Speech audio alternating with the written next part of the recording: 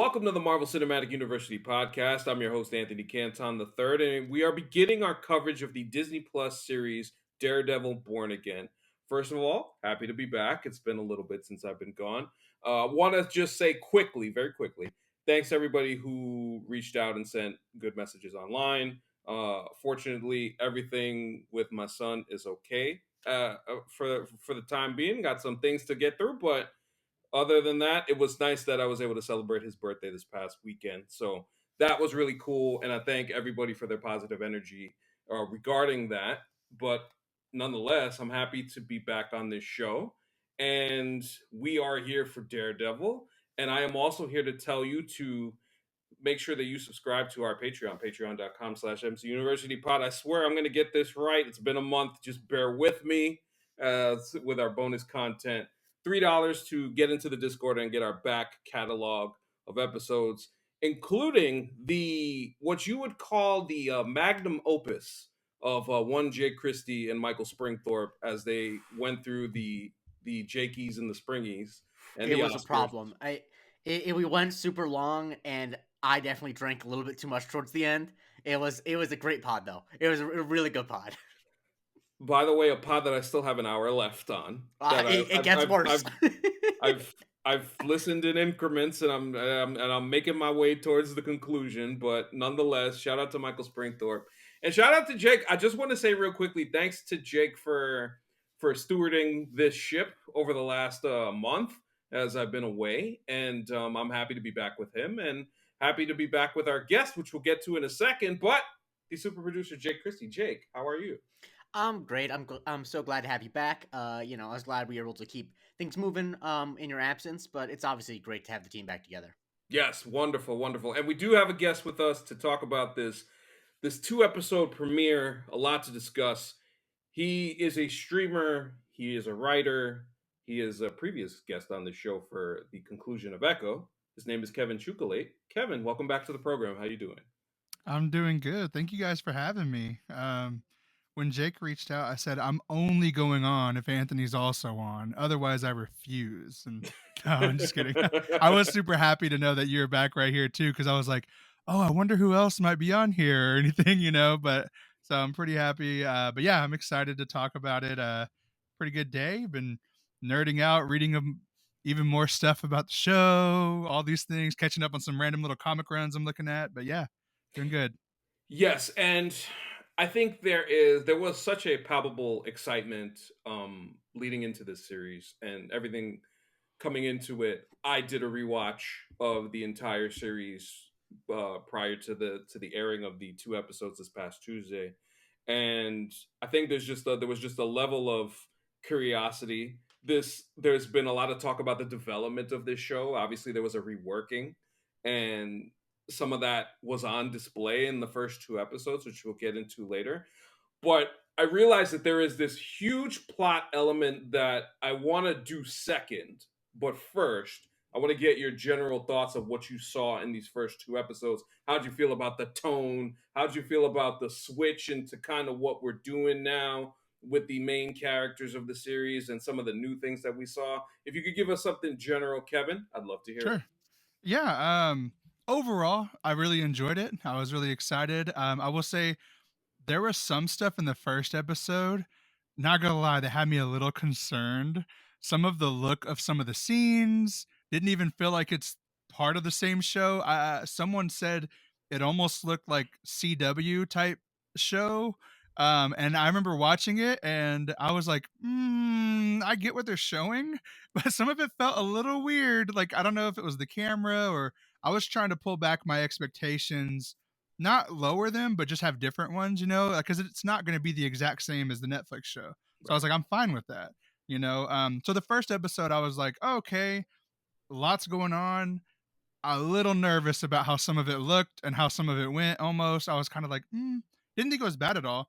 But the second episode, the fact that we didn't even really get too much fighting and it was an excellent episode had me like really excited. Like it set it up for me to be like, oh, this is a good 1-2. Here's the transition. Here's what we like. Here's the people. Now here's kind of what we've been working on setting up. And here's kind of our version of how it's going to be and look. And I really enjoyed it. And I'm pretty excited to see the rest. Nice. And Jake, how about you? I watched it at like a little premiere party at the Kings County Brewers Collective, where Hunter Shout out to DC works, Hunter. where they have the Devil beer exclusive you can get. It's I can't have it because my celiac, but I'm sure I've been told it's good. So it was like a really cool environment to watch it, and it was like a movie premiere. Like when people showed up, there was applause and stuff like that, which like honestly was great. Um, I had some of the same concerns honestly about the visuals. I know that there's generally a vibe, AC, that you're a part of and other people heard of like, oh, it's not different. A couple of the stuff in the early fights, I'm like, this doesn't look as good as the original, but I don't feel that way about the second episode fight. So I think it might have just been, I don't know, something with the first fight. It did feel a little bit. The thing about it was, what it specifically felt like was, tell me if Kevin, this is what you're keeping on, that you can just tell when a oneer, like a one shot, is artificially stitched together. And a lot of the stuff in the first episode, very much you could there were moments where it felt like the characters were moving in such a way where it's like, this is not the same shot. This is them like using CG doubles to get from one shot to another. And that for me always sticks out. And so that I was a little bit concerned. I'm like, oh, I think they're gonna lose that. But as we saw the rest of the once we got to the roof and then in the second episode of the fight, I'm not worried about that anymore. I think overall it was just really cool to have Daredevil as a character back, Matt Murdock as a character back. It feels like Charlie Cox still has a complete handle on it. And like you forget, I didn't get the opportunity to watch I did to rewatch it because it coincided with me having to catch up on Oscar movies. But I watched a couple of the episodes and I watched some recap stuff, and it's like you forget how interesting and complex a character Matt Murdock, just a lawyer, is. You know what I mean? Like he's someone with such a past and such trauma, and also like such a, you know, he has such like a dogmatic view of right and wrong from his Catholicism, which is not the same as like Captain America's view of right and wrong. Like it's almost like it's much more painful, right? And as someone who grew up Catholic, I can relate. Like there's a pain in how he needs to have justice. It's not right, good and evil. It's like I need to do this or else my soul, and all of that was great. And then Vincent D'Onofrio as Kingpin, I think, is just he's just so captivating. And it's just such a full performance. And so like just seeing those two characters again, it's like, shit, this is great. Yeah, that's for sure. I think the one thing I'd say about episode 1 is you could definitely feel the choppiness. Like there is and I said online yesterday, like I think the thing about the fight scene that I liked as opposed to probably most people was I felt like I purposely used the word sloppy and I said endearingly Yeah. because I thought that with the stakes of what had just occurred, from a visual standpoint, yes, like there I think the with it being dark and to the point about you made, Jake, with the oneer and it kind of like looking a little out of everything What was it a felt little bit like? out of It focus. felt like it Yeah. was dark and smoky to make it easier for them to fake it, which is the Yes. thing that you couldn't say about the original Daredevil series. Yes, which that was something that was something that they never did. And I think to Kevin's point, there is a sense of, at least in my mind, of reworking the mental process of getting into what this show is going to be, especially with the idea that they kept stuff that they had and just reworked a lot of the plot to the argument is more Netflixy. The argument is just more interesting and actually just more Daredevil, apparently, because the premise of the original working of the show was that it was going to be more courtroom drama and we wouldn't get to Daredevil like really in the suit and doing stuff till like episode 5, 6 and stuff like that. And I just don't think that was people would have not gone for that. And we're going to get to the Foggy stuff in a second, but just like overall, when it comes to decision making, this is where Marvel TV, in the transition, this is where I think we're seeing here the end of the transition into, okay, let's actually do TV shows as TV as opposed to doing TV shows as movies. You know And what I problem think, it has? yeah, And I just because this is my lane. yeah, go ahead. There's a notable tweet that I will reference that I saw people reference when the story about Daredevil being mostly courtroom drama you didn't see him came up. It's called the Surf Dracula tweet, which is back in the day, if you did a TV show called Surf Dracula, you'd see that fool surfing every week in New Adventures. But in the streaming era, the entire first season got to be a long ass flashback to how he got the surfboard until you finally see him surf for 5 minutes in the finale. Am I wrong? That way they're making a Surf Dracula last Yes. show, right? Yes. Yes, and I mean, even in some ways, it's kind of like they're still, if you look at it story-wise, they're still kind of doing that to a Yeah. degree in trying to build out a story. Episode 2 to me is a lot more tighter. I think it makes more sense. You get into the courtroom stuff, and it just feels like, okay, they had a better handle on what they want to do. The way that episode 2 ends is the thing that says, "Oh, I can't wait for next week." So that's kind of how I feel generally. And I know a lot of people want to talk about this, so without further ado, let's do so. The Foggy Nelson death right at the Mhm. beginning, right off the rip. There was rumors about this for a very long time. And I did hear like last year that the stuff that the showrunner Dario Scarpadane said, as far as they were gonna just kill Foggy off screen. And I just think that is one of the dumbest decisions that I've ever heard of in not just comic book media, but just in anything, especially with the historical references that fans of the original Daredevil show had with Foggy, and how much, honestly, like he's just such an integral character to do something like that was so dumb. So the fact that they had no choice when they came in, that they had to do the death anyway, I'm just glad that they were able to do it in a way that overall made sense. But it tells me a lot that Charlie Cox even thinks he's not sure if the decision is the right decision. So that's just a fascinating thing. So, Kevin, as you're a Daredevil guy, big fan, what did you think of this decision to kill Foggy off right off the bat and kind of change the tenor of what the show is going to be? Yeah, I assumed in my mind, I thought he was gonna die at some point. In my mind, I was like, oh, okay, Foggy's probably gonna be gone. It's almost kind of a bad byproduct of our obsessed nerd culture that we all know, oh, Yeah, the production assistant and this actor was gonna do this and this, so we kind of have a yeah, feel that this could happen. I will say it was weird because it almost misdirected me. It started off so jolly. I was like, very. "Oh, it's about to cut off with something bad." And then when it changed the music to not do it yet, I was like, "Wait, maybe it's going to be chill for a little bit actually." And they're just hanging out and everything. And so it threw me off, but it wasn't completely unexpected. I was glad to see they didn't simply kill him and then Matt just throw off Bullseye and kill him too, and then be like, okay, fine, yeah, we put him in there. Paige is in San Fran. Let's keep it moving. I mean, and I hope Bullseye kind of gets in the mix in some way to make sense with all that. I believe he will. Yeah. Um, but yeah, it was. I was like, I mean, it's still. I didn't expect it right there. Right, right, I right. mean, I did not expect it to Immediately. be in the Yeah. first couple of minutes. Yeah. That it was going to be the thing that's kind of going on and causing that. And I'm trying to now piece because I'm assuming in the end of the second episode, he killed that guy, right?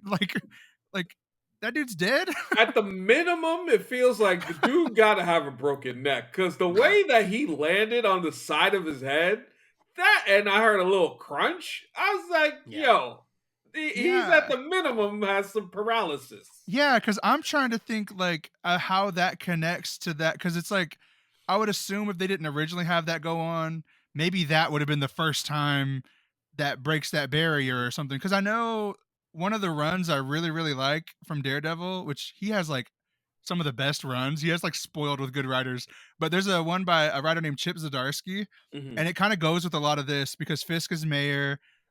Daredevil accidentally, in a sense, kills someone, Mhm. and that allows Fisk to like then be like, "Look what happened here. Yeah. We need to get these vigilantes out of here and stuff like that." And so the reason I'm saying that is because connecting to the point of like does Foggy's death kind of like that's a pretty good way to kind of weave it all in without it Mhm. seeming like they're just trying to like knock him out of the way. Yeah. But if that kind of got Matt to kind of get that out of his system almost, Yeah. where he finally gave in and now he's like, I'm just gonna do it some, but then it Mhm. turns into all this because otherwise, yeah, I don't know. Just overall, yeah, it surprised me. I was like, oh shit. And then when he was still breathing, they were still like, oh, okay, they're gonna comic it.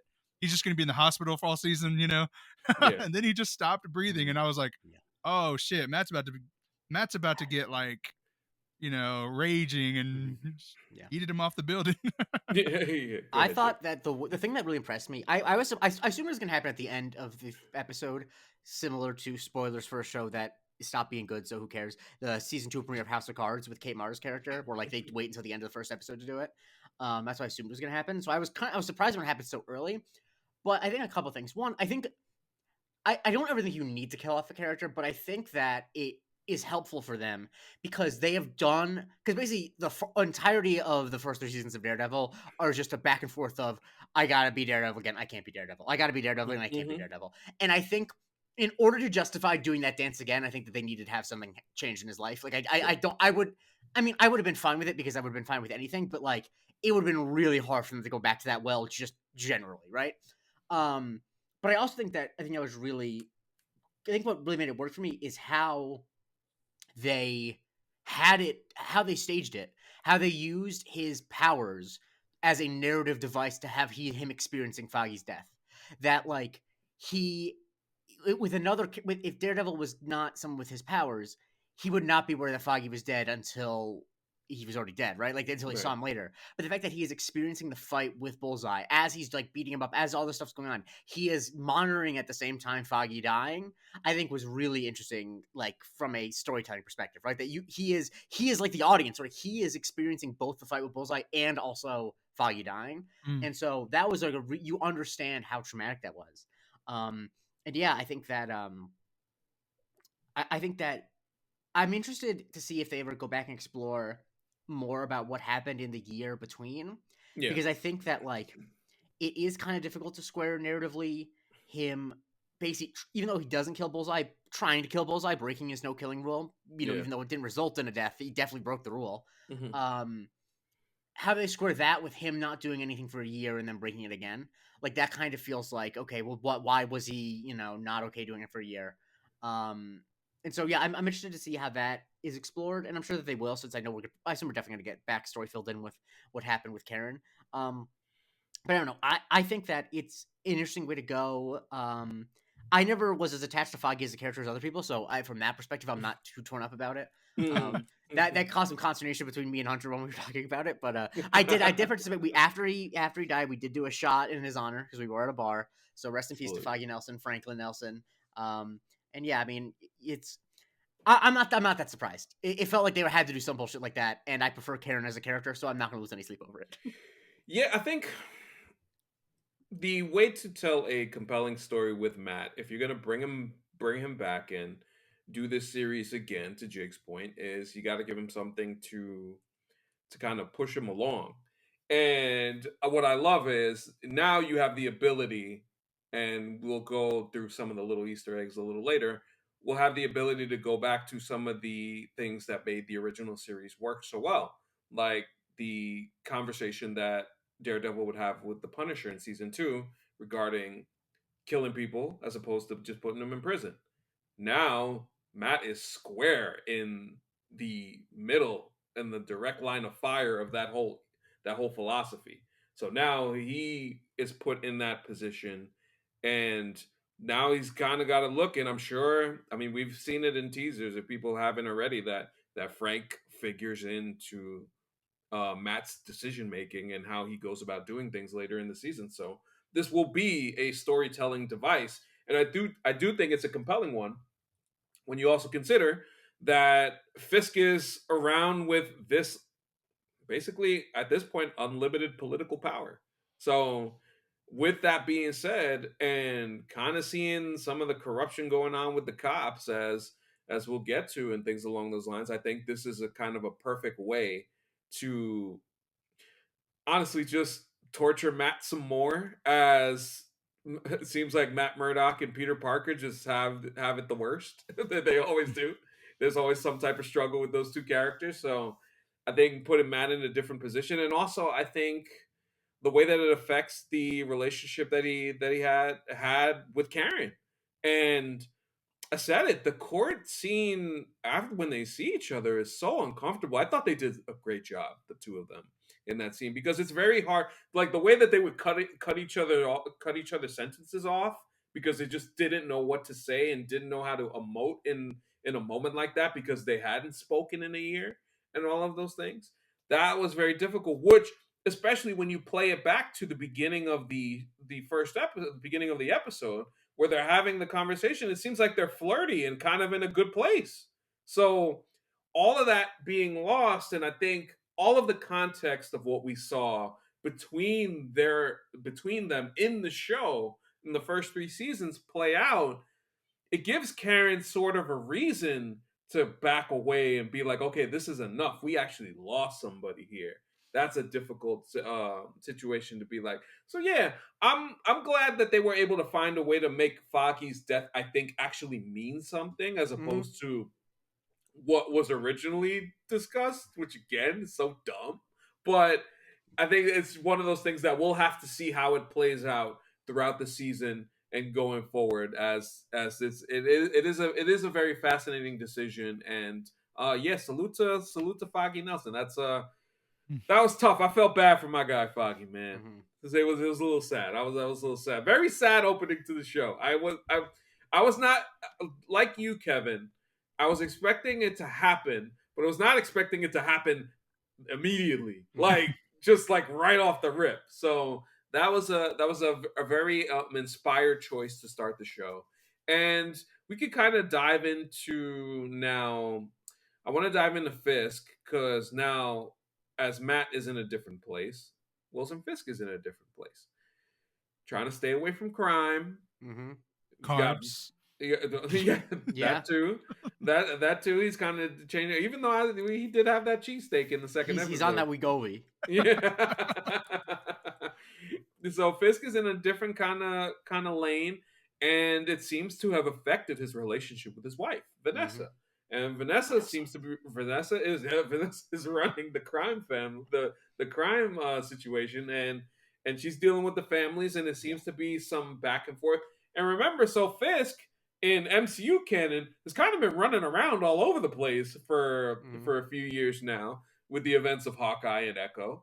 And Vanessa seems like she's been alone and she's been off in the distance. So like before we get to like Fisk generally as a character, I found their dynamic change very interesting. Yeah. So Jake, I'll go with you first. I will say another one of the things that we knew from the original series is that they had recast Vanessa, which was dumb because the chemistry between Eilitzer and Vincent D'Onofrio is some of the best parts of. Yeah. Like the thing about Eilitzer as an actress, who I think is super underrated, honestly, is someone who like whenever she's in anything, you're like, oh, she's like great in Man of Steel, for example.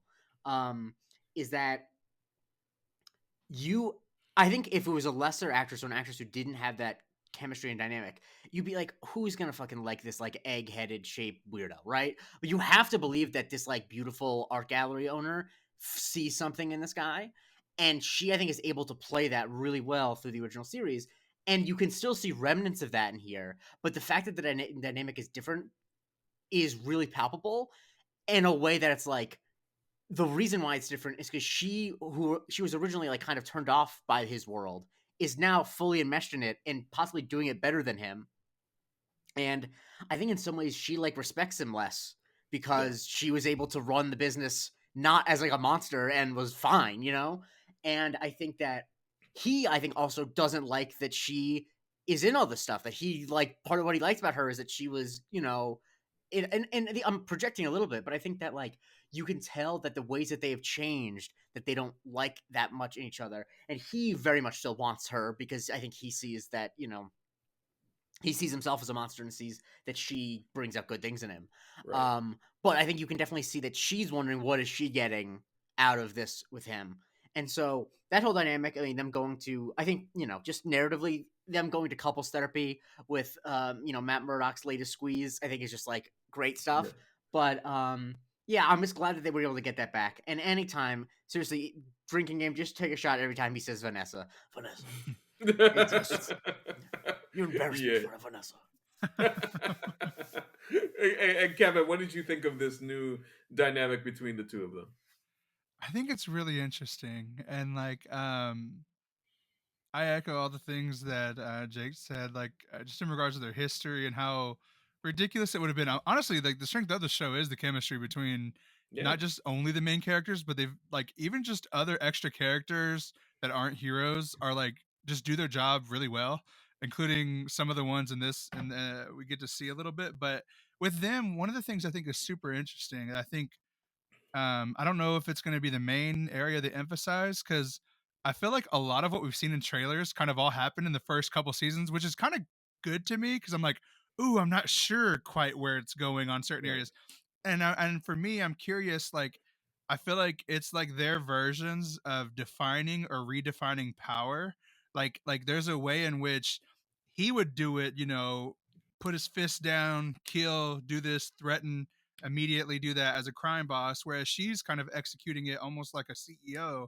And I wonder if they kind of show some of these ways in which she could do that and maybe not do immediate bloodshed, but it still causes things. It still causes that by her decisions.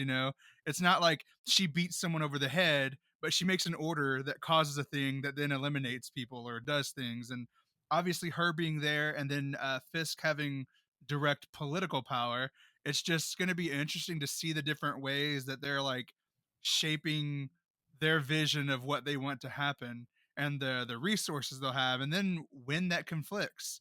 Like, when is a certain crime thing going to get so strong that they're demanding the mayor do something about it, and it causes there to be tension there.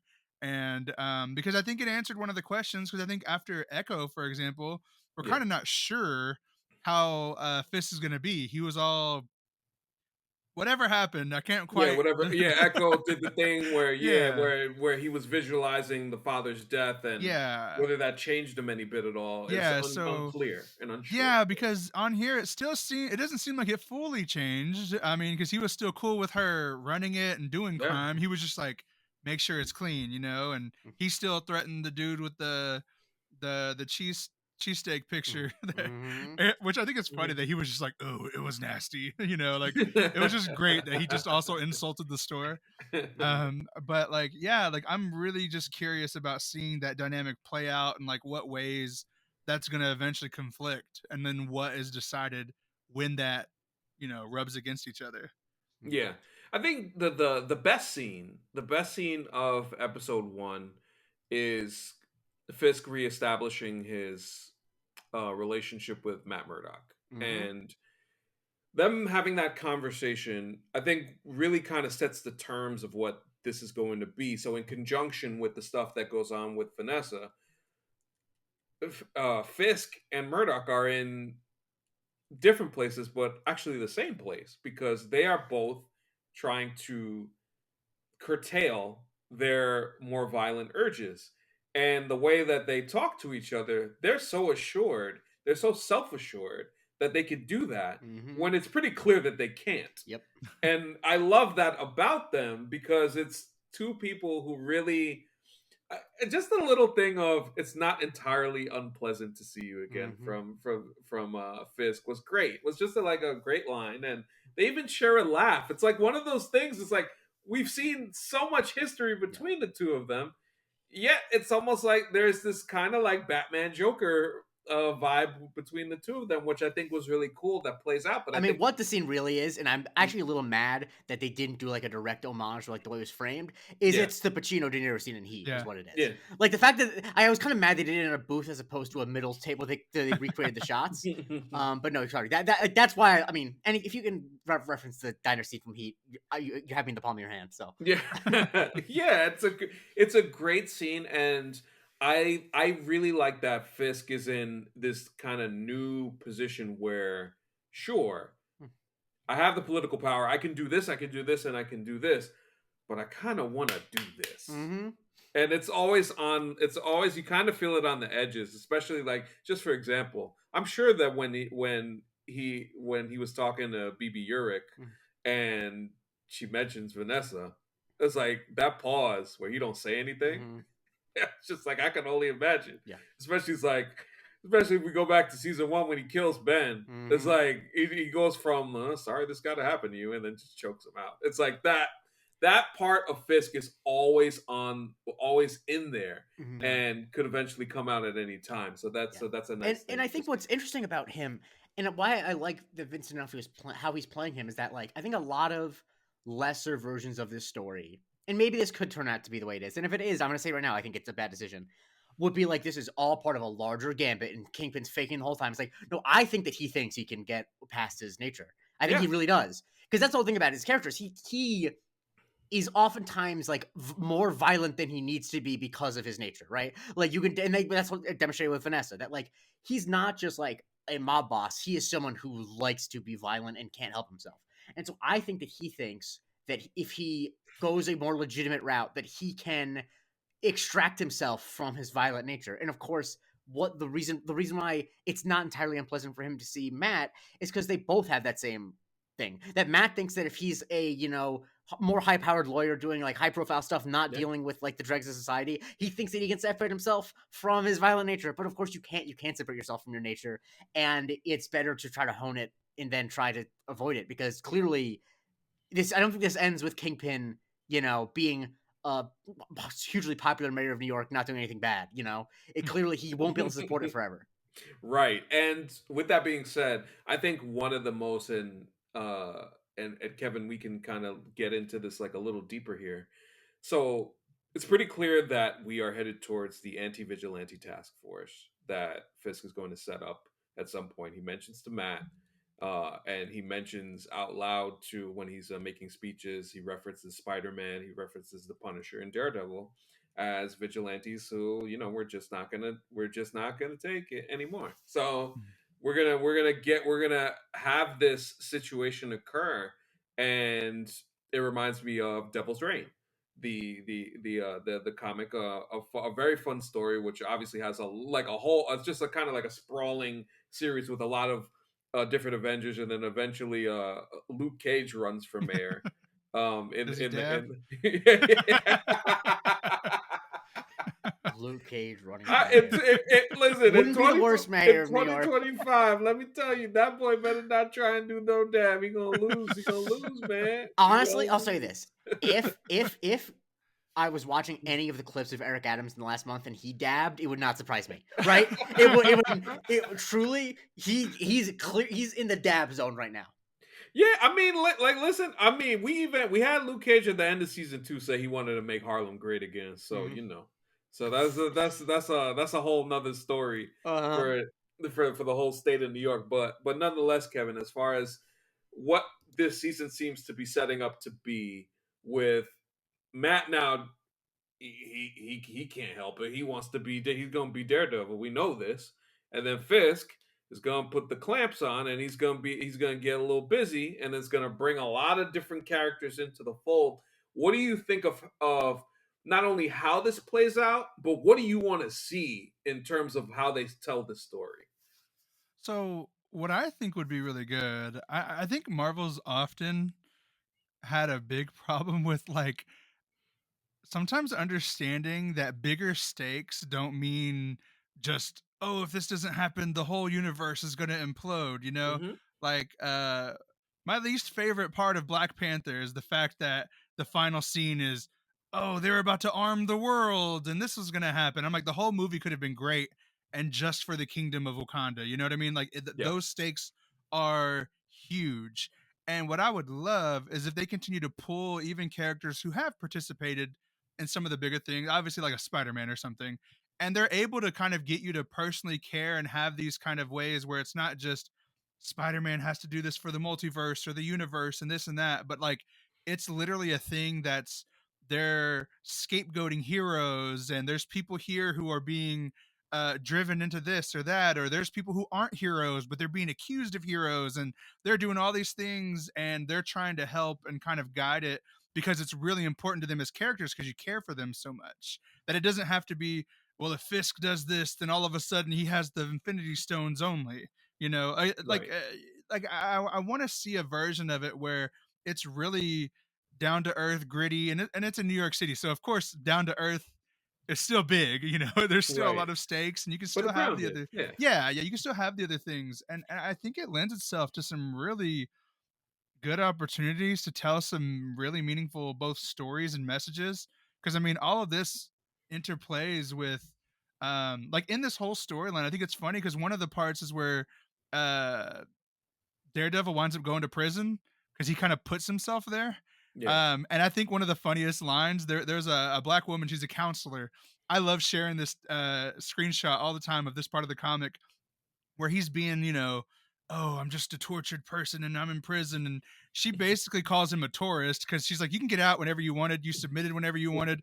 You grew up differently than everyone. Yeah, you do have difficulty, but these other people can't do the same as you. And so I just think exploring some storylines with that, like finding ways that interplays with a lot, has a really good potential as they do it. Not even only for Daredevil, and I normally like the story self-contained, Yeah. but I do think this is something that can expand and be a really good way to see some of that stuff go on.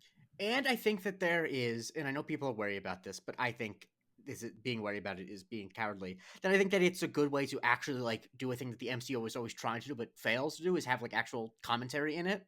That like they're absolutely, I think that they're not being shy about the commentary that they're doing, and I don't think it's just Trump. I think it's generally. I mean, the actual closest parallel, and this is a thing that I know that friend of the show, Liam Riddle Thomas, is going to write about because she blue skied about it, and I said, "Are we talking about the same thing?" It's very much is like the former mayor of Providence, Buddy Cianci, who was mayor. Then he got arrested, went to jail for several years for beating a man with a fire poker because he was sleeping with his wife, and then he got elected again after he got out of jail. So, in case you're wondering if this could happen with Fisk, then it's the same thing. But anyway, I think that you can really tell an interesting story of how people like Fisk, politicians like Fisk, use public fear to persecute people who don't deserve persecution. And obviously, in this is going to be vigilante, so it's like not like a 1-to-1. But I think that they're very much. I think the thing that's notable is that I don't think this is an accident. Honestly, I thought it might have been, but because it's a thing that you notice in New York City today in real life.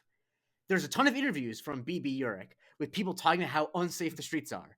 Yeah. And as far as we can tell, it's normally like fine. The only violence we actually see happening is from cops doing it, right? That the streets are fine. And they even joke about how Hell's Kitchen is a really nice neighborhood now. Like, yet still there's the narrative that crime's going on. And that's, AC, you live in New York. That's the narrative in New York, even though New York is as safe as it's been since you've been alive, basically. And so I think that you can actually tell a really interesting story of like, what happens if a person like Fisk is going to rally up all of the sentiment against vigilantes, people who are doing the right thing or whatever. And how quickly the public is willing to turn on good people in the name of quote unquote safety. Yeah. I mean, I think even from the standpoint of this commissioner story in episode 2, where we already know the NYPD corrupt as hell, and he's trying to mobilize them against Fisk to like, hey, I'm gonna step down and I'm gonna take the rest of them with me so you don't have any power. So when Fisk reverses that, oh, you just met an even more sinister person than you are, and he's going to use that to his advantage. And I think that is, to Jake's point, that's where you can tell that story of not only the corruptness, but also when we see at the end of episode 2, one of them cops having the Punisher skull on it. This is where you can tell the story of somebody co-opting a person's message and using that as their own. And when Frank gets involved in this is where you can have this conversation about what it means to ultimately be a hero, what it ultimately means to be a vigilante, and what that means. Can you support something like that? Is Fisk kind of right to a degree? When Matt just decides all of a sudden I'm gonna break people's neck, even if it is in the name of protecting somebody who's trying to get killed, and Hector Ayala who's getting framed for something that he didn't do. So that's where this back and forth philosophical discussion could get really fun, and then you can have the back and forth like I was talking about earlier with Daredevil and the Punisher, and really play it out on a bigger stage. Yeah, and it'll hopefully come off.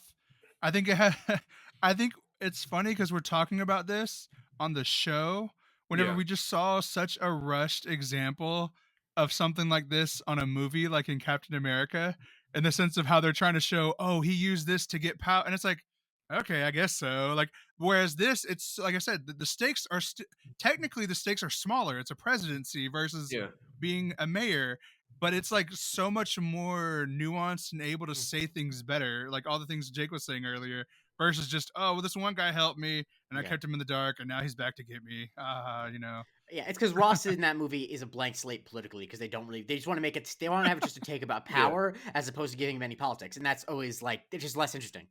That's the peril of doing anything in the mainstream culture where someone's a politician, because at some point you have to give them actual policies. And if you don't want to have them reflect any real policies, there's no narrative thrust. Yeah, and it's the same. It's the same thing when Sam at the end talks about being black and what that means. Like, it's just one scene. It's just like one scene of him really. And the thing that's like, it's just so like boggles my mind is like, yo, you could have used this the entire movie as a like real rallying cry because you got the stuff with Isaiah, but you don't do that because a movie doesn't, especially when there's so many cooks in the kitchen there. That's where like when we talk about the reworking of this TV show and everything that goes on with it, it's like you're kind of just hoping that they find a way to make their way through without like losing the message and the story that they can ultimately tell. But like I said, I do feel like with episode 2, we had I feel more cohesive. Just something as simple as Matt dealing with Hector and like him actually defending a vigilante. That's a nice story within itself, and court cases along those lines. You hope to see kind of more of that as the show continues to proceed. And I forget who was on Twitter who pointed out how great it is to see a comic book show that's not embarrassed about having someone in like a legal proceeding saying, but he wasn't wearing his magical amulet. Like in the court case. I love that. That like, yeah, we're in a world of superheroes. Sorry, you gotta make that argument. Yeah. Yes. Yeah, I mean, She-Hulk, there was like a whole like just ridiculous court. So like, yeah, it's a very accepted thing. It's fine to say. Like, we see people fighting. There's aliens. There's super powered people. There's 400 sprinkles of the X-Men songs and a couple of times. Like we have a whole bunch of stuff going on. So Exactly. Yeah. So for sure. So Kevin, I'll ask you. Like, so we see Hector in the show and the whole White Tiger thing. It was very funny that I can't remember the guy's name who Matt hires to the former cop who sees him throw a bullseye up Cherry. There we go. Shout out to Clark Johnson, I believe that is from The Wire. I remember him from the season 5 story in the newspaper, the whole newspaper issue. That it's cool to see him in that. Clark Johnson, also by the way, a very accomplished director. Among other things, he directed the extremely underrated 2003 film SWAT. So shouts to Clark Johnson. SWAT's a good movie, and so shouts to Clark Johnson. Yeah, I like SWAT. Yeah. Salute to that. So you have him. I thought it was so funny that Hector's costume is just under his bed. It's just that was just and like a flower box, like not even like tied, not even like in the corner. Like, it's literally under there, probably right next to, I don't know, a bundle of cash. Like, I don't know, all of his personal secrets right there in the shelf. I don't know. He's not a good hider, it looks like. he's definitely not. But I wanted to ask you, Kevin, like, not only just seeing White Tiger, but I guess kind of seeing how, as we were discussing with the storyline of vigilantes and defending them and things along those lines, does the visual do enough for you, or would you like to see where it goes and how they take and how they examine this, as far as Matt trying to make sure that he doesn't get framed for something that ultimately that he was kind of coerced into? Yeah, I'm not sure yet. Okay. Like I kind of have like a little bit of a, I'm not sure yet. I do like when there's different, because generally you think if you're introducing a character, it almost always is like a, Matt Murdock's walking around with a date because he's always doing that. Yes. But and all of a sudden something happens and he's about to leave, and then the new character swoops in and does something and he's watching it. That's usually how a character's introduced.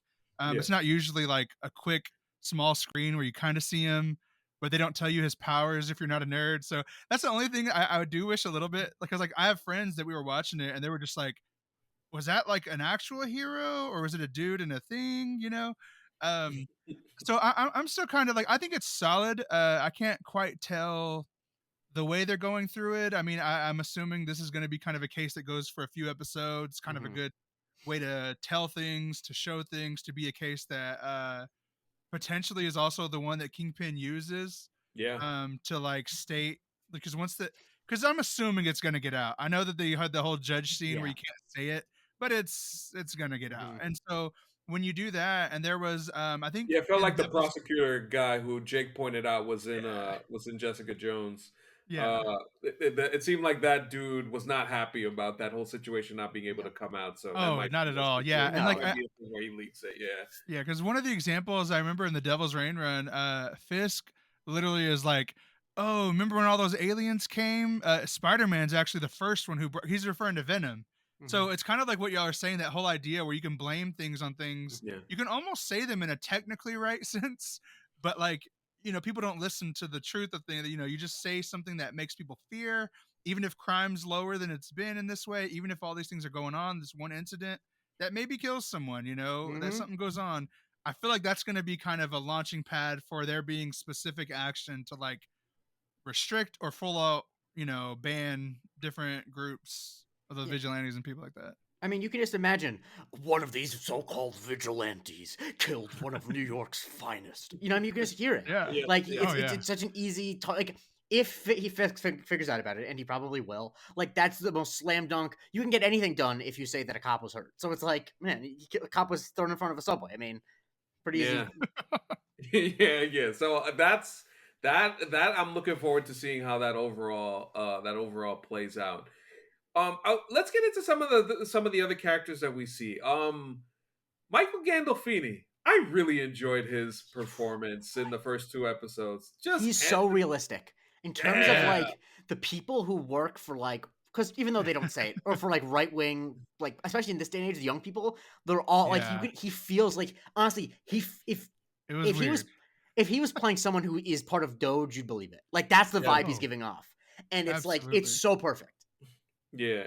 He was a great example of that. The Heather Glenn character is going to be an interesting one to see because she seems to figure not only heavily into Matt but also Fisk's life, and then also seemingly Muse as we get into that piece of it. Kevin, let me just ask you a question about Muse because Muse is like one of those that so I know of but not like deeply. Like how would you describe him besides like oh he's a serial killer, like how would you describe him just to kind of give folks an idea of what they might see in the I series? mean, he is a serial so that is Yeah. one thing. Yeah. He's also weirdly like, I mean, they show some of the examples, like he's really into art. He really likes doing murals. They make some reference to like some of the murals being put around everywhere. If you think of I'm trying to think. There's times where he like not only kills, but like he sets things up and like artistic displays. So it's not Mhm. just simply a killing thing. It's like, oh, here's a whole display of bodies set up in this way to do this. He kind of weirdly does a lot of humoristic. If you think of like an evil Banksy or something, he does stuff like that with messages with heroes, like that'll just randomly pop up like on the side of the walls. And kind of depending, because I only knew a little bit more recently whenever I've read some of the comments. I didn't know it super well, but like there's times where he's like super fast and kind of strong, the kind of the normal things, Yeah. but also like there's times where it's been more interesting where I've read a couple issues where he's not using all of that. He's kind of in the background. You're seeing the evidence of him doing stuff, but you're kind of figuring it out. Because my first thought was like, I don't know, like a Marvel villain version of Kevin Costner in Seven, but with powers, and him You mean making Kevin these Spacey? things. Or Kevin Costner was definitely not the bad guy in Seven. you're right, Kevin Spacey. Um, yeah, weird ones who share my name, but like, you're interesting ones, I'll say. Um, and so yeah, like I wouldn't say I know like extremely in depth, but like from what I do know, those are the things that I think are gonna. I don't know. I'm like those scenes can be particularly dark, depending on how dark Marvel's gonna get with them. Mhm. Yeah, I think.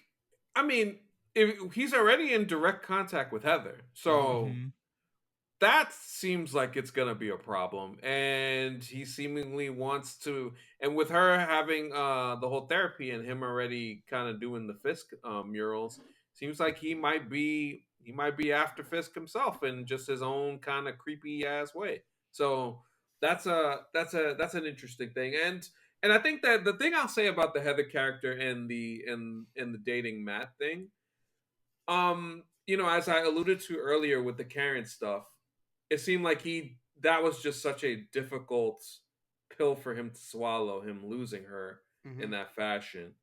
And shout out to Miss McDuffie who kind of came through with the save, and they had that nice little scene at the coffee shop where they were able to kind of have a nice little meeting, and then now all of a sudden they're dating. I'm interested to see what their relationship is like as the season progresses, but that's Matt Murdock and kind of a new lady in his life. As I was saying when we were watching, he is such a slut, and I love him, but he's a slut.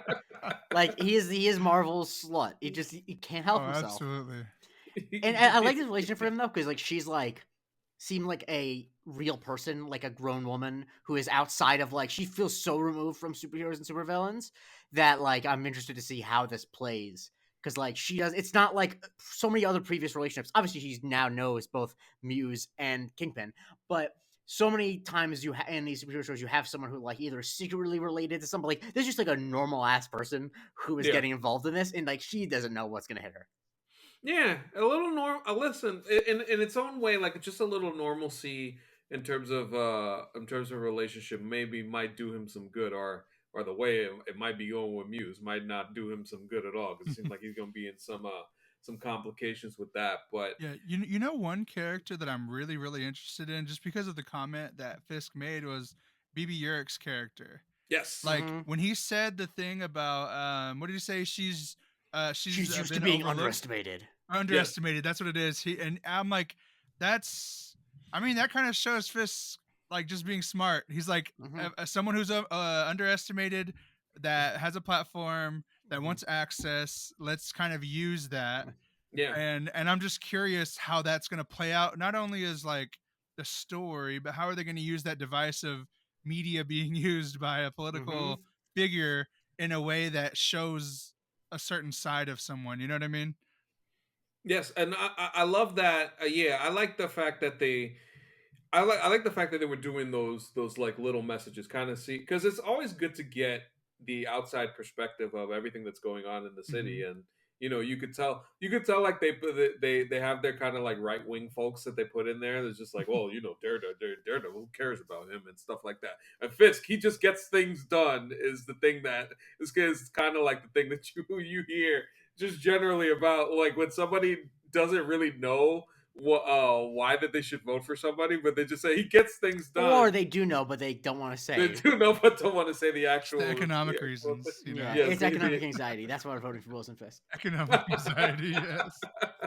Yes, and I mean, that was another funny part. One of the members of our Discord was talking about is that whole we're kind of doing the allegory thing going to kind of defeat the way that the show is going to present the message of it. Now I get the assertion, but I also think that I feel like they're going to find a way to do it in a way that's much more in line with comic book aspect. But remember, comics kind of delve into this stuff. When was the original run where Fisk became mayor? Do you know when that comimic was? Shoot, it's only a couple years ago. It was not that long ago. It was a couple years. It's 2021. I want to say. Okay, that's the first time. Yeah, so it's clear that's also. But I think the thing is that if you were to do this storyline in any other time, if you did it in the mid '90s, you could make Giuliani parallels. I think that the notion that that art will always reflect the politics of the time, and I think that the reason why it reflects what we see now is because it's what we see now. But you don't need to change it that much to make it about a previous time in history, because there's always been, even if it's not the president, on a small scale, there's always been politicians who manipulate in this way, who are violent in this way. So I don't know. I think that it's actually, if they play it right, and I trust that they will at this point, I think that the parallels will work as much as they need to work, but then they can enhance the story and then drop away when they don't need to be needed.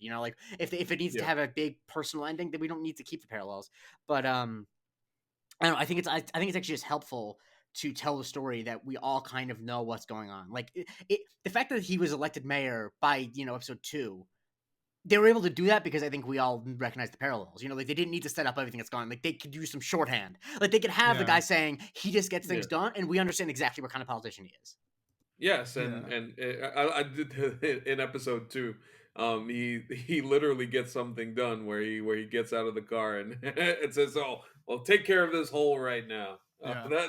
That's something. They Yeah, did well, that. I think so far I really Yeah. like the I think I have confidence that they're actually going to be able to do that well without being too particularly on the nose, but also Mhm. still saying something. Because I feel like so far what they're saying more so is not only about Kingpin, but just about general population reaction to a Yep. populist kind of politician.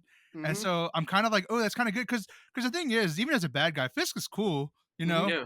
like he's not a bumbling idiot the way other politicians might be currently, Right. so they Right. didn't have someone come in who's just this, you know, goofy dude who's just talking and doing nothing. Like Fisk is still cool as a villain, and that's something that our current one isn't, No. And so, like, I feel like there's ways in which they're giving that commentary more on how people talk about it, kind of like y'all said, like Yeah. he gets it done or he does this, and like I feel like that's setting up to be really good, and like even with the characters they have, like you said, like I forget his name in the show, but Gandolfini, and then that other guy that's there. Daniel. James Blake, Daniel Blake. Daniel Blake. Okay, James Blake is a Why singer. James Blake? I know that's not. Because I'm like in my mind, because they've already set up these characters, I'm almost like envisioning an episode where they have like a 20-minute scene of like just those people at a table, almost like Succession style, where it's Mhm. like tense and political, but they're not even doing anything. They just got out of a car, they're Yeah. just sitting there talking, and like real things are happening because of the decisions being made. And like and yeah, you'll see the mistakes and you'll see the things, but like I said, I think it's just more reflective of that so far, at least. I mean, Yeah. so far I think it's been going solid. And you have to wonder, will Kingpin find out that the public is less revulsed by his violence if it's done in the name of like their wishes, right? Like, is he Mhm. able to crack down in ways that he wasn't able to as a criminal if he's doing it? Because clearly, like, Homelander. no, because like Yeah. obviously he fixes the pothole where he gets the red tape or whatever, and it's like, okay, yeah, that's really cool, but like there's a reason why the red tape exists. You actually don't want. I mean, in this, it's a small example. You actually Mm. don't want a politician to unilaterally be able to approve permits without looking at something like that. And I think Yeah. like that. I think that we being a very leftist statist person here, but I think that like No, but it is. I think it's notable that that's a positive thing, and like, oh, he's willing to bypass the rules in order to get stuff done. Great, great, great. And I think, as you said, Kevin, that says a lot more about the people than it does him, because like there are always gonna be people who try to bypass the rules. It's just what people allow. It's more complex often than you might realize, even in a good way, and even if Yeah. it's frustrating at times. Like it reminds what you said. I'm like, what if that does come back? What if it does fail later?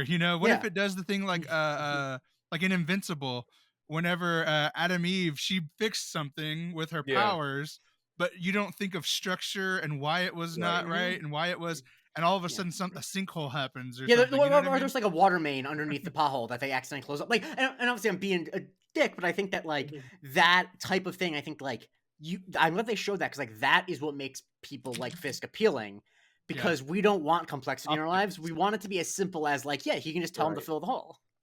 Yeah. Yeah. It's like the episode title, Optics. Like that's what the Mhm. episode was Yeah. titled, and it was perfectly titled Optics for A that. thing I yeah. did love about him, though, is that when he had the photo of the commissioner's secret child, that he couldn't just have the photo. He actually had to get the cheesesteak, even though he didn't like it. He's like, I had to eat it. The cheesesteak when it comes in. He didn't need to be doing that. He could just have the photo. I feel like he had so much disgust because he probably has Yeah. like this new diet, Mhm. and he's probably like, you know what, I'm about to indulge in this Mhm. greasy ass cheesesteak. It's gonna be so good.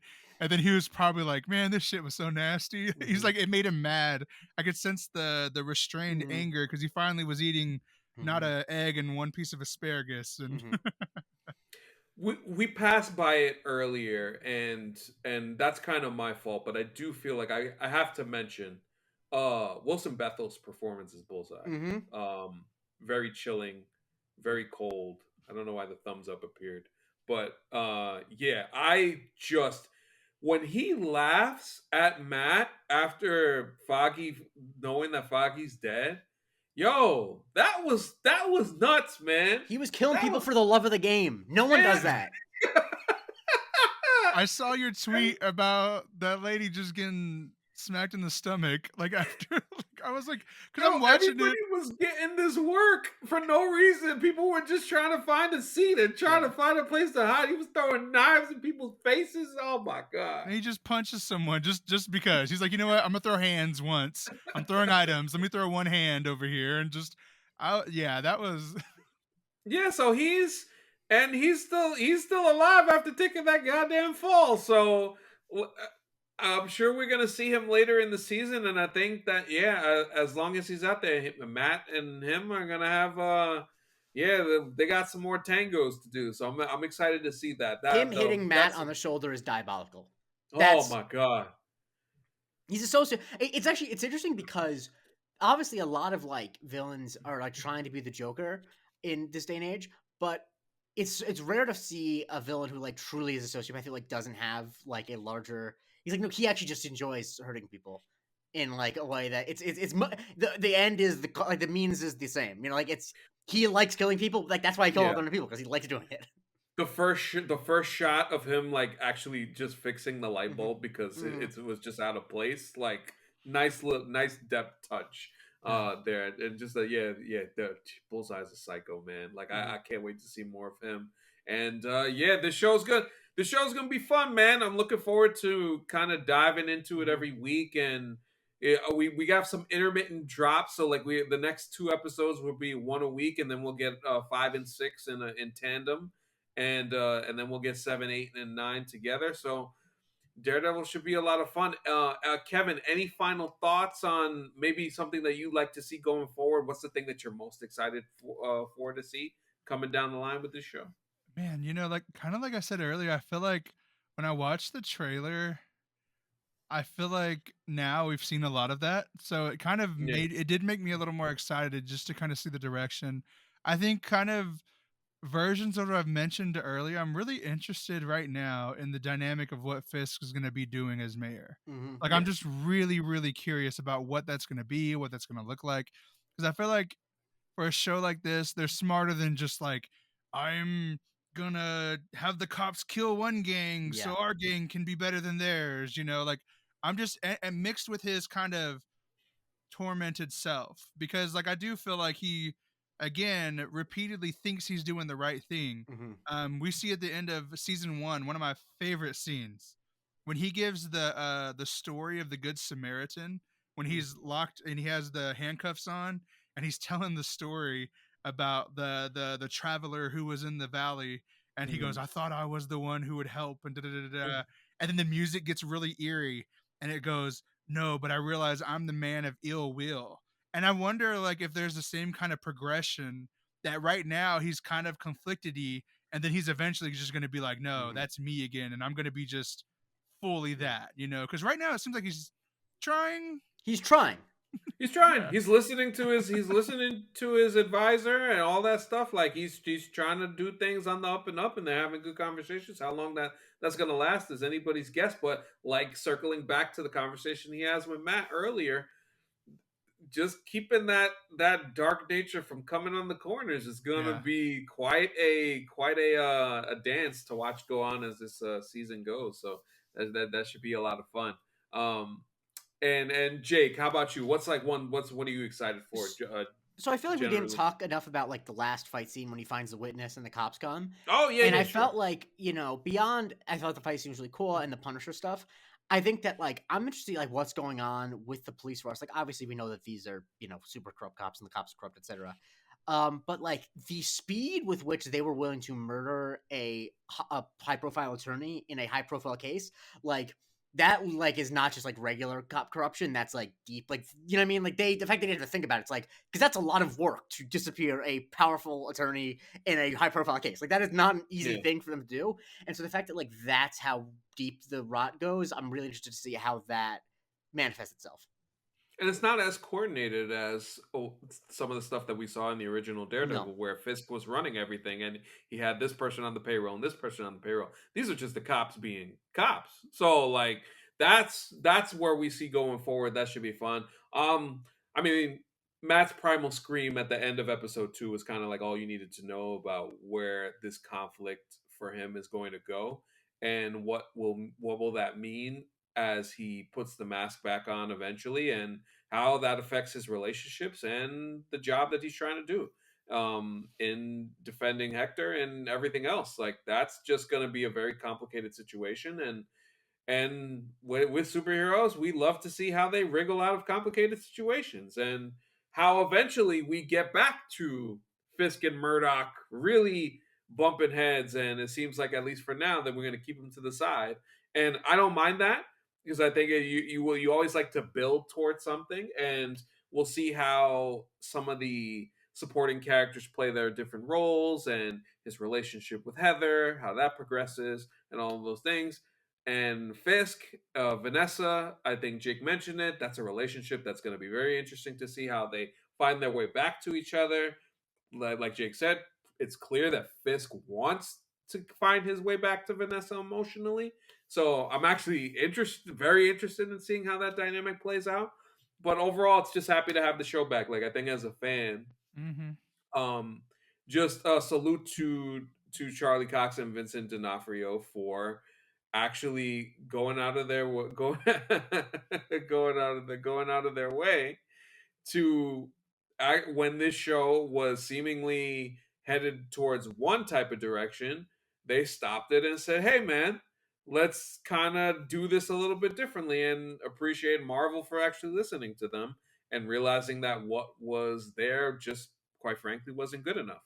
So maybe we get through these first couple of episodes and get through some of the stuff that didn't work, and maybe the new stuff will feel a little bit different. But I'm confident that the show is going to deliver. I think a lot of people, in terms of their reviews, press who have seen it, have been relatively pleased with what they saw. So that's encouraging. And yeah, I'm just excited to have these characters back in any type of way, shape, or form. So we'll see what happens going forward with Daredevil Born Again.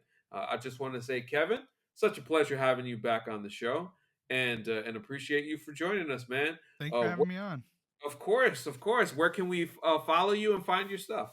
Yeah, on most platforms now, Blue Sky, Instagram, Twitter, uh, just at What Up Kevin or What Up Kevin _. Oh, and Twitch. Yeah, and so I stream, and then I have a podcast called Nativeverse, but you can just find me on there. It's just I talk with other natives on their fandoms and horror and heroes. I'm talking to Stephen Graham Jones, one of my favorite people all time, tomorrow. But yeah, so just follow me on there. You can see me. I got ADHD, so don't be scared of my posts if they're super random. They'll be nerdy sometimes. They'll be bored sometimes. They'll be insulting Drake sometimes. It's a whole mix. A lot of photos of you giving a peace sign in front of a mirror. Yes. That's what had me ask you on, because you had like a photo, just a Daredevil premiere, and I'm like, okay, he's excited. He couldn't just say that he had to put a photo of himself with it. No, I had to make up a reason, like. Awesome, man. Happy to have you back for sure. And Jake, where can we find you, sir? You can find me on Twitter at the Jake Christie, on Blue Sky at Jake Christie, and on TikTok at the Jake Christie. Still doing the Museum of Twitter once a day until sometime in April of 2027, because I promised people I'd do 1,000 episodes. So won't stop until then, unless I get hurt, sick, or die, a family member gets hurt, sick, or die, or society fully collapses. Those are the only reasons I'll stop. For rooting for Jake to get to 1,000 episodes and even further than that, because there's. I'll run out of tweets at some point, but I appreciate you saying that. there are so many ridiculous. I know, but really, you'd be surprised. People are like, "You're gonna do 1,000." I'm like, honestly, that doesn't seem that difficult. Like, it actually really doesn't. Yeah, there's so many absurd and ridiculous tweets. I feel very confident Jake will. Yeah, get there. If anyone could do it, it would be me. So I think I'm okay. And as for me, you can follow me on Twitter at Anthony Canton _3. On Blue Sky at Anthony Canton 3. If I don't even remember, because the only time I go on Blue Sky these days, for the most part, is to tweet about wrestling, and more on that another time. But yeah, so you can check me out there. Check out the show on all platforms at MC University Pod. Subscribe to the YouTube channel. And I would say, I think we are at 334 subscribers. So when we get to 350, I'm gonna do the shirt giveaway again, where we'll do one MC University shirt and a Wash the Gender shirt, which you can see right here. And we'll do a giveaway at 350 there. So keep liking, commenting, subscribing, all of those wonderful things. And I mentioned the Patreon at the top. Thank you for listening and supporting all of those wonderful things as we continue down the road of Daredevil Born Again. For Kevin and Jake, I'm Anthony Canton III. This has been Marvel Cinematic University, and we'll talk to you next time.